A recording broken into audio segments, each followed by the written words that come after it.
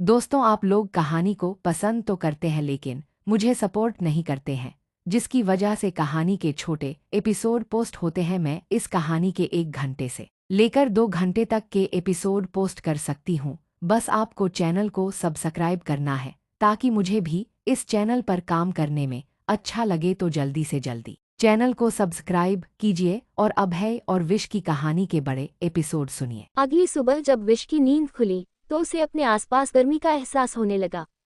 उसने धीरे धीरे अपनी आंखें खोली तो उसकी आंखें उस इंसान पर गई जिसके वह गले लगाकर सोई हुई थी। विश के दिल की धड़कनें एकदम से रुक गई। उसने अपने बगल में सोए हुए अभय को देखा। न केवल वह उसकी बाहों में बल्कि विश तो अपने पैरों को उसके कमर में उलझाए हुए और उसके शरीर से पूरी उलझी हुई सो रही थी। उसका हाथ अभय के कंधों से उसके गर्दन पर जा रहा था और दूसरा हाथ उसके हाथों के बीच में से उसकी कमर में जा रहा था। ऐसा लग रहा था किसी ने उन दोनों को आपस में बांध दिया है। उसने इधर उधर देखा तो पाया कि वह लोग इस वक्त अपने कमरे में सो रहे हैं। लेकिन उसे याद आता है कि कल रात को वह बालकनी में थी। तो फिर उस कमरे में कौन लेकर आया होगा? ये भी क्या फालतू सवाल है और कौन ही कर सकता है ऐसा? पर अभय उसके साथ एक बेड पर क्यों सो रहा है? विश को तभी रात का अभय याद आ जाता है। वह कितनी अजीब बातें कर रहा था और कितना अजीब व्यवहार कर रहा था। नहीं, ये सब उसकी मुझे बहकाने की एक और चाल है। विश यही सोच रही थी कि अभय का वो रवैया जरूर विश के लिए कोई फंसाने की एक नई साजिश है। विश ने धीरे से अपने हाथों को उसके गर्दन के पीछे से और फिर उसके कमर के नीचे से बाहर निकाला, क्योंकि वह बिस्तर से नीचे उतरना चाहती थी।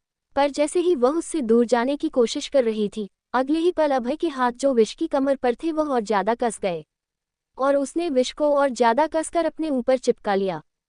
विश हैरानी से अभय को देख रही थी। उसकी आंखें बंद थी, लेकिन उसके एक्शन से लगा नहीं कि वह सो रहा था। वह उसकी पलकों को देख रही थी, जो घनी पलकें आपस में जुड़ी हुई थी। लेकिन उन बंद आंखों के पीछे से भी विश महसूस कर सकती थी कि वह उसे ही देख रहा है। अचानक से अभय ने धीरे से अपनी आंखें खोली और उन दोनों की नजरें आपस में मिल जाती है।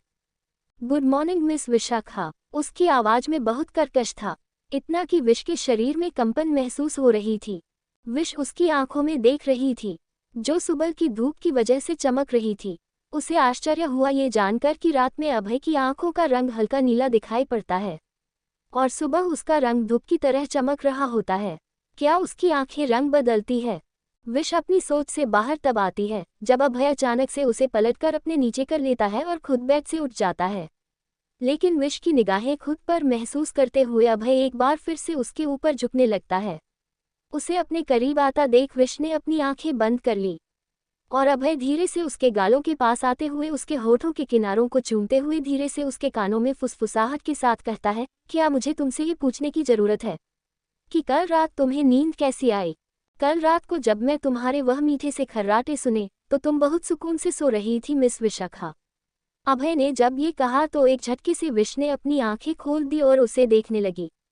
वह देखती है कि अभय उसे देखकर मजाकिया अंदाज में उसे देखकर मुस्कुरा रहा है। विश ने अपने चेहरे पर आने वाली नाराजगी को रोकने की पूरी कोशिश की, लेकिन वह ऐसा नहीं कर पाए।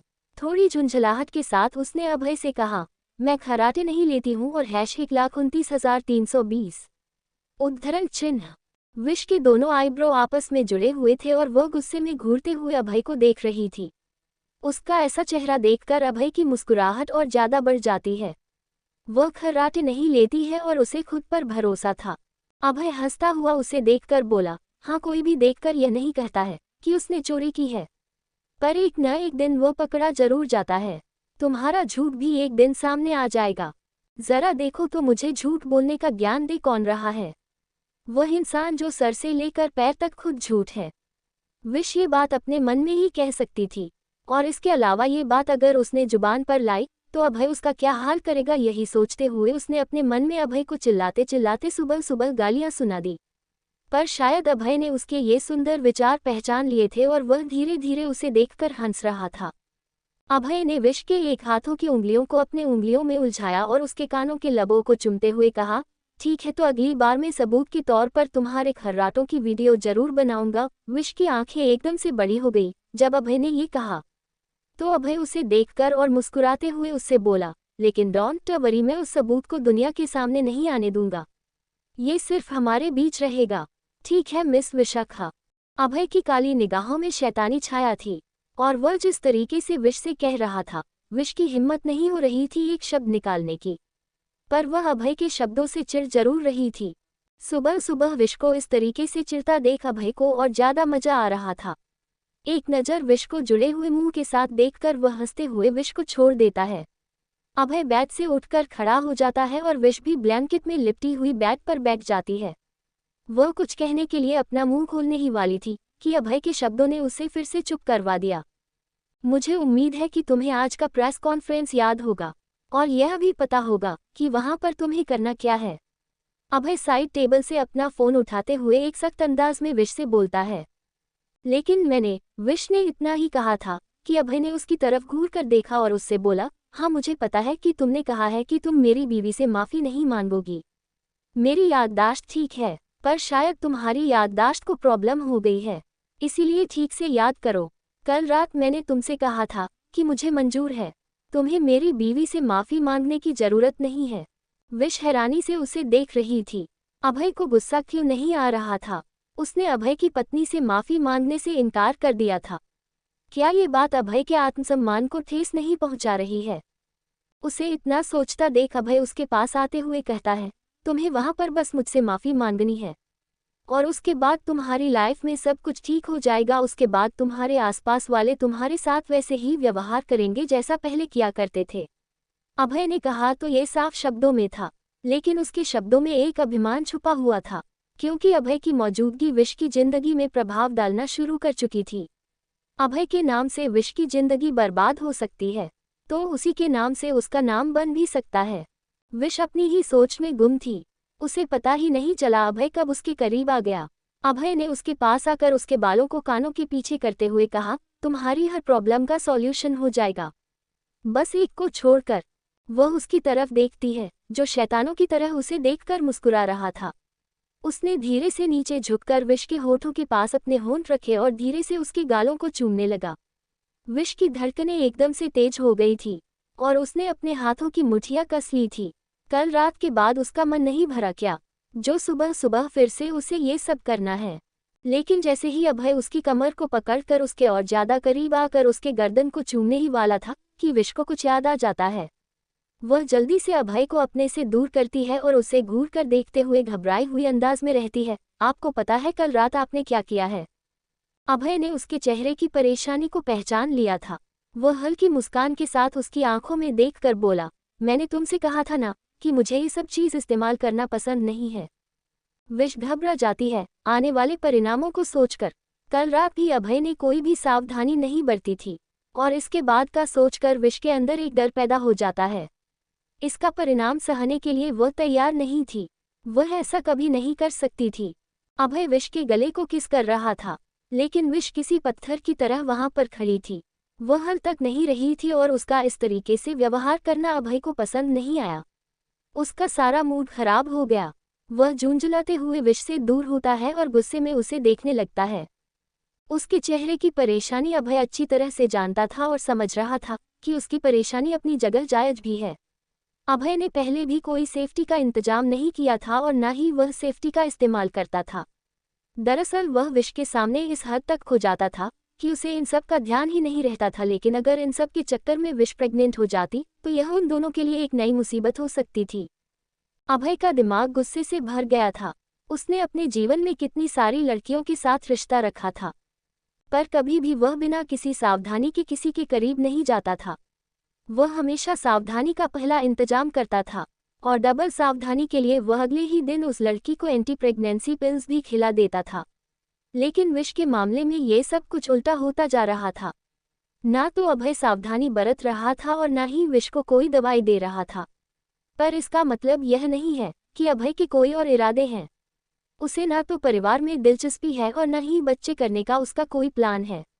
उसके लिए बच्चा हमेशा परेशानी ही खड़ी करते हैं। वो गुस्से जलते हुए विश को देखकर बोला, तुम्हें पता है मिस विशाखा, तुमने मेरा मूड खराब किया है और इसके लिए तुम्हें इनाम दिया जाना चाहिए। विश हैरानी से उसे देखने लगती है तो अभय घूरती हुई नजरों से गुस्से में उसे देखकर कहता है, तुम हमेशा ऐसा कैसे कर लेती हो? हमेशा ही मेरा मूड खराब करने में तुम कामयाब कैसे हो जाती हो? लगता है इसके लिए तुम्हें अच्छे से क्लास देनी होगी। विश कुछ समझ पाती उससे पहले ही अभय उसे गोद में उठा लेता है और अगले ही पल बेड पर लेकर बैठ जाता है। पर जैसे ही वह विश के ऊपर से उठता है, विश ने जल्दी से ब्लैंकेट को अपनी चारों तरफ खींच लिया और डरी हुई नज़र से अभय को देखने लगी। अभय ने एक घूरती हुई नज़र से उसे देखा और किना में सर हिलाते हुए वह बाथरूम की तरफ चला जाता है। जैसे ही उसने दरवाज़ा बंद किया, विश की आंखें एकदम से झपक जाती है। इस इंसान का कुछ पता नहीं है, इसका मूड कब बदल जाए, इस बात का अंदाजा लगाना मुश्किल है। ये सिर्फ खतरनाक ही नहीं बल्कि घातक भी है। विश धीरे से ब्लैंकेट हटाती है और बेड से नीचे खड़े होकर वह अपने कपड़े तलाश करने लगती है। उसके कपड़े एक साइड के काउंटर पर रखे हुए थे और जैसे ही वह उस काउंटर की तरफ बढ़कर अपने कपड़े उठाने ही वाली थी कि उसे अपनी कमर में एक दर्द का एहसास होता है। विश हल्की आह के साथ सीधी खड़ी हो जाती है और अपनी कमर को दबाने लगती है। तभी उसके आंखों के सामने कल रात बालकनी में जो कुछ हुआ था वह आ जाता है। वह कैसा अजीब सा व्यवहार कर रही थी। ऐसा लग रहा था जैसे कि अभय का छून उसे पसंद आ रही थी। पिछली रात उसके साथ जो कुछ भी हुआ था वह उसके लिए एक यादगार रात थी। अभय में आए अचानक बदलाव को महसूस करके विश की धड़कनें अचानक से बढ़ गई थी। कल रात अभय उसके साथ नरमी से पेश आया था, इसके पीछे का कारण वह जानना चाहती थी। अचानक से अभय के बदलाव का कारण क्या है? लेकिन उससे पहले उसे अपने घर जाना था। वह अपनी बेटी से मिलना चाहती थी। हिम्मत करते हुए विश ने अपनी ड्रेस ली और उसे पहनने के लिए जैसे ही वह आगे बढ़ी वह हैरान हो जाती है। उसकी ड्रेस पहनने लायक छोड़ो, पोछा बनाने लायक भी नहीं थी। इतनी बुरी तरीके से फटी हुई ड्रेस को देखकर वह हैरान हो जाती है। उसके पास कोई दूसरे कपड़े भी नहीं हैं। अब वह यहाँ से बाहर कैसे जाएगी? यही बात अब उसे ज़्यादा परेशान कर रही थी। विश अपने उस फटे हुए कपड़े को वापस उस काउंटर पर पटक देती है और हैरानी से इधर उधर घूमते हुए कुछ सोचने लगती है। लेकिन तभी बाथरूम का दरवाज़ा खुलने की आवाज़ से वह पीछे पलट कर देखती है। अभय अपने कमर पर तौलिया बांधे हुए बाथरूम से बाहर निकल रहा था और उसके बदन पर पानी की बूंदें थी, जिससे ये पता चल रहा था कि वह नहाकर बाहर आया है। विश की निगाहें जैसी ही उसके ऊपर जाती है, वह एकदम से सकपका जाती है। वह जल्दी से अपना चेहरा दूसरी तरफ कर लेती है और उसे ऐसा देखकर अभय के होठों के किनारे मुड़ गए थे। वह अपनी घूरती हुई निगाहों से विश को देख रहा था और जब उसने अपनी निगाहें फेरी तो अभय को पता नहीं क्यों उसकी हरकत पर हंसी आ रही थी। उसके कदम विश की तरफ बढ़ रहे थे और उसकी यही हरकत विश को और ज़्यादा परेशान कर रही थी। वह अभय को अपने करीब आता हुआ महसूस कर सकती थी। वह चलता हुआ विश के बहुत करीब आ गया था, इतना कि उसके बालों से टपकता पानी विश के शोल्डर पर गिर रहा था और पानी की बूंद उसके पूरे शरीर का सफ़र तय कर रही थी। क्या मैं अपना टॉवल हटा दूं ताकि तुम मुझे अच्छी तरह से देख सको मिस विशाखा? अभय ने विश का मजाक उड़ाने वाले अंदाज में कहा। तो विश की आंखें हैरानी से चौड़ी हो जाती है। हालांकि यह बस कुछ सेकंड के लिए ही था, पर जब अभय वॉशरूम से बाहर निकाला था तो विश की निगाहें अभय के शरीर को घूरते हुए देख रही थी। विश ने धीरे से अपनी जीभ को दांतों तले दबा लिया, जैसे कि उसकी चोरी पकड़ी गई है, और उसके ऐसा करने की प्रतिक्रिया से अभय हंस पड़ता है। उसकी हंसी विश को और ज्यादा चिढ़ा रही थी। उसने गुस्से में अभय की तरफ देखा। उसकी दोनों भौहें गुस्से में जुड़ी हुई थी और वह अभय को देखकर खुन्नस वाले अंदाज में रहती है। मुझे आपके बारे में जानने में कोई दिलचस्पी नहीं है मिस्टर कोटियान, खासकर कि आपकी इस हैंडसम सी बॉडी को देखने में तो मैं ज़रा भी दिलचस्पी नहीं रखती हूँ, जिसे आपने दिन रात में मेहनत करके बनाई हुई है। विश का ऐसा दो तक जवाब और ज़्यादा मज़ेदार था। अभय के चेहरे की मुस्कान और उभरती है। वह एक किलर स्माइल के साथ विश के चेहरे के करीब आते हुए कहता है, क्या मैं इन शब्दों का इस्तेमाल अपनी बेइज्जती की तरह ले सकता हूँ मिस विशाखा? एक तो तुमने मेरी इतने हैंडसम से शरीर का कचूमर बनाकर रख दिया है, ऊपर से तुम मेरी इंसल्ट कर रही हो। मुझे तुमसे ऐसी उम्मीद नहीं थी मिस विशाखा। इस तरीके की हरकत बहुत शर्मनाक होती है। अभय ऐसे प्रिटेंड कर रहा था जैसे कि विश ने कोई बहुत बड़ा जुर्म किया है, और उसकी बात सुनकर विश हैरानी से उसे देखते हुए अपने मन में कहती है, उसने कब अभय की बॉडी को नुकसान पहुंचाया है? कहीं अभय को कोई पागलपन के दौरे तो नहीं पड़ते हैं? वह गुस्से में अनजाने की तरह अभय को घूर कर देख रही थी और उसके चेहरे को पहचानते हुए अभय मुस्कुराते हुए उसे कहता है, तुम जो सोच रही हो ना, उसका मेरे पास सबूत है। ये कहते हुए अभय विश की तरफ पीठ करके खड़ा हो जाता है और जब विश को उसकी पीठ पे दिखी तो उसकी आंखें एकदम से बड़ी हो जाती है और सांस गले में अटक जाती है। विश अपने दोनों हाथों को अपने मुंह पर रख लेती है और हैरानी से अभय की पीठ को देखने लगती है। उसकी पीठ, कंधे, बाइसेप्स पर हर जगह खरोंचों के निशान थे, वह भी ताज़ा और गहरे। ये सब देखकर विश हैरानी से अपने मन में कहती है, क्या ये सब मैंने किया है? विश की आंखें अफसोस से भर जाती है, ये सब महसूस करते हुए कि अभय की पीठ का इतना बुरा हश्र उसने किया है। विश हैरानी से ये सब देख ही रही थी कि तभी अचानक से अभय पलटकर विश को देखने लगता है। विश ने जब उसके चेहरे की प्रतिक्रिया देखी तो वह हैरान हो जाती है। अभय एक डेविल स्माइल के साथ उसे देख रहा था। वैसे मानना पड़ेगा मिस विशाखा, आपके पास सिर्फ तेज जुबान ही नहीं, तेज नाखून भी है। अभय की बात सुनकर विश हैरान हो जाती है और उसे इस बात का अफसोस हो रहा था। वह अनगिनत बार अभय को देखकर बार बार अपनी पलकें झपका रही थी। उसके चेहरे पर ना चाहते हुए भी एक लाल रंग की रंगत आ गई थी, जो ये बयान कर रही थी कि विश को अपनी हरकत पर कितनी शर्मिंदगी महसूस हो रही है।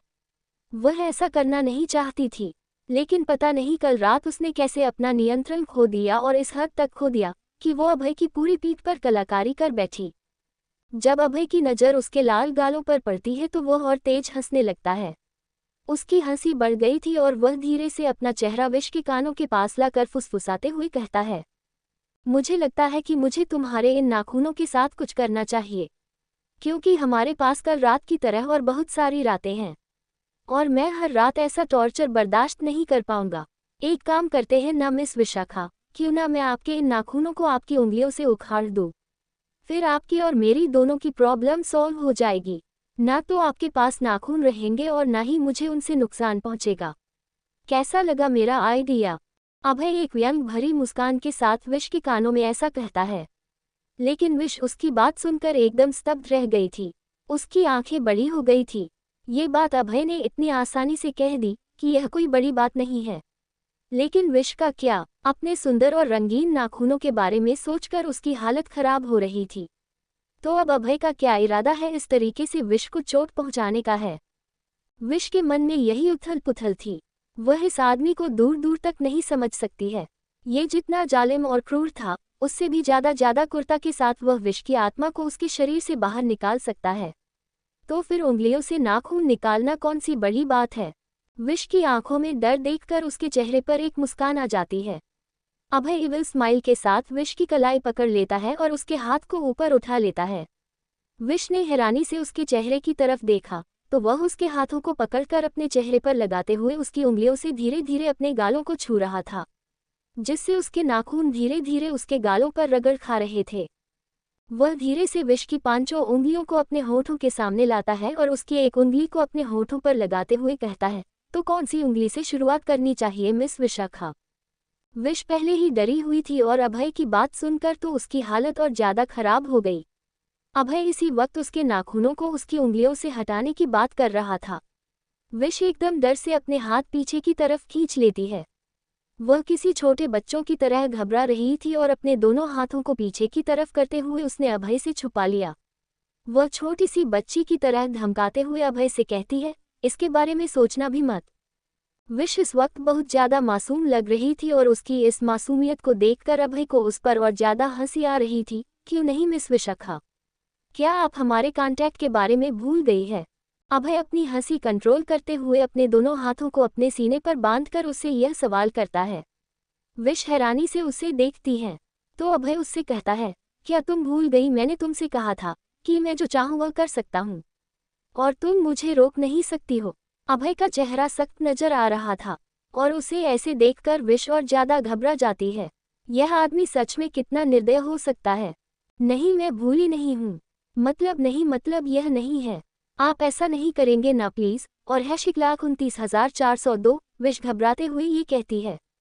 तो अभय अपनी एक कोहनी उठाते हुए उसे बोला, और मैं ऐसा क्यों नहीं करूँगा, जबकि मैं ऐसा कर सकता हूँ मिस विशाखा, तुम जानती हो ना। और #1,29,320। अभय विश की तरफ अपने कदम बढ़ा रहा था और विश घबराते हुए अपने कदम पीछे ले रही थी। वह अभय को अपनी तरफ आता देख और ज्यादा डर रही थी। अचानक से वह दीवार से टकरा जाती है और अब उसके पास आगे जाने के लिए कोई जगह नहीं थी। अभय बिल्कुल उसके करीब आ जाता है। विश ने राइट साइड से निकलने की कोशिश की। अभय ने वहां पर अपना हाथ लगा दिया और विश को जाने से रोक दिया, और उसने अपना दूसरा हाथ विश की दूसरी तरफ लगा दिया। विश उसके हाथों के घेरे पर दीवार से लगकर कैद हो चुकी थी। उसका चेहरा नीचे झुका हुआ था और वह डर से कांप रही थी। उसकी आंखों में आंसू आने लगे थे।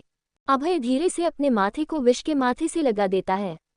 विश का माथा पीछे से दीवार पर टकरा जाता है और अभय आगे से उसके माथे पर जोर देते हुए उससे कहता है, बार बार क्यों भूल जाती हो मिस विशाखा, कि मैं तुम्हारा मालिक हूँ और तुम सिर्फ मेरी हो। अभय ने जब उसे यह कहा तो उसकी आंखों में उस डर के आंसू साफ नजर आ रहे थे। वह समझ रहा था कि उसका वह छोटा सा मजाक विश को किस हद तक डरा चुका है, क्योंकि उसे लगा कि सच में वो उसके नाखून उखाड़ देगा। यही कारण है कि वह बार बार अपने हाथों को पीछे करके अपनी उंगलियों को छुपाने की कोशिश कर रही थी।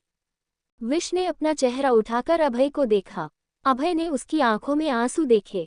वह किसी छोटे बच्चे की तरह अपनी नाक को खींचते हुए आंसू बहा रही थी। अपनी लाइफ के इतने सारे एक्सपीरियंस के बाद भी अभय ने किसी के लिए अपने दिल में कोई सॉफ्ट कॉर्नर महसूस नहीं किया था, लेकिन इस लड़की की बात कुछ अलग थी। ये लड़की हर बार अभय से कुछ ऐसा करवा जाती थी जो कि वह कभी करने की सोच भी नहीं सकता था। विश की आंखों से मोटे मोटे आंसू गिर रहे थे और वह आंसू उसके गालों पर आ गए थे। अभय ने धीरे से उसके चेहरे को अपने हाथों में भरा और अपने होठों को उसके गालों पर रख दिया। विश एकदम से कांप गई थी और डर के मारे उसने कस के अपनी आंखें बंद कर ली। तुम कुछ तो हो मिस विशाखा, तुम कुछ और ही हो। तारांकन अभय ने धीरे से अपनी आंखें खोली और उसकी नम आंखों को देखते हुए उससे कहता है।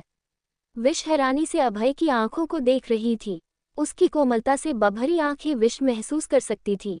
ये वही आंखें हैं जो कल रात उसने बालकनी में देखी थी। एकदम अलग, एकदम नई। ऐसा लग रहा था जैसे कोई अनजान शख्स उसके सामने है।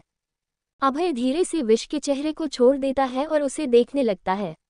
विश के मुकाबले उसने बहुत से खूबसूरत लड़कियों को देखा था और उनके साथ रात भी बीताई थी, लेकिन इस लड़की की बात तो कुछ अलग है। इसका नॉर्मल और सांवला सा चेहरा अभय को सोचने पर मजबूर कर देता था। और तुम जो कोई भी हो अपनी लाइफ में, मैं पहली बार उसे समझने में फेल हो रहा हूँ। अभय अपने मन में ये कहता है, क्योंकि वह विश के सामने ये बोल ही नहीं पा रहा था। उसकी आंखें विश के चेहरे पर ही टिकी हुई थी। उन दोनों की नज़र एक दूसरे की नज़रों में थी और होंठ बस कुछ ही इंच की दूरी पर थे। उसे इस तरीके से अपने होठों के करीब आता देख विश की आंखें डर से सुन्न हो जाती है और वह कस के अपनी आंखें बंद कर लेती है, यह महसूस करते ही कि अभय उसे किस करने वाला है। और जैसे ही वह उसके होठों के बहुत ज्यादा करीब आ जाता है, सिर्फ हल्की सांस की दूरी पर, तभी उसका फोन बजने लगता है। विश इस वक्त उस फोन करने वाले को अपने मन में थैंक यू कह रही थी। जैसे ही अभय ने फोन की घंटी सुनी, उसके हाथ पर ढीले पड़ गए और उसके चेहरे के एक्सप्रेशन बदल गए। वह जैसे ही विश से थोड़ा दूर हटता है, विश एक राहत की सांस लेती है। अभय घूराते हुए विश को देखता है और उसके बाद ड्रेसिंग टेबल की तरफ चला जाता है जहां पर उसका फोन रखा हुआ था। फोन उठाकर उसने कान से लगाते हुए बस इतना कहा, बोलो। सामने से पुरोहित की टेंशन भरी आवाज उसे सुनाई देती है, सर। क्या हुआ पुरोहित, कुछ बोलोगे या बस यूं ही परेशान करने के लिए मुझे फोन किया है?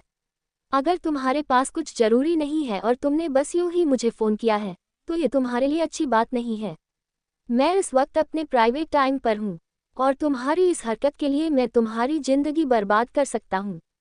अभय एकदम गुस्से में बरसते हुए पुरोहित से कहता है और उसकी नज़र शीशे से विश पर ही टिकी हुई थी, जो अभी भी दीवार के सहारे खड़े होकर डरते हुए उसे देख रही थी।